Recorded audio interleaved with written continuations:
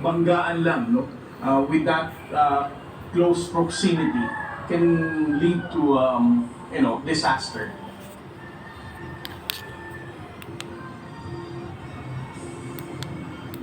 Ibang haharap nito sa TCGS BFAR gamit ang chopper. Matatandaan ngayong taon din gumamit ng helicopter ang PLA bilang magsagawa ng maritime o marine science research ang BFAR sa mga sandiki sa Pag-asa Island kung saan lumipat ito ng mababa habang nasa rubber boat ang mga researcher. I think this is the most dangerous, no?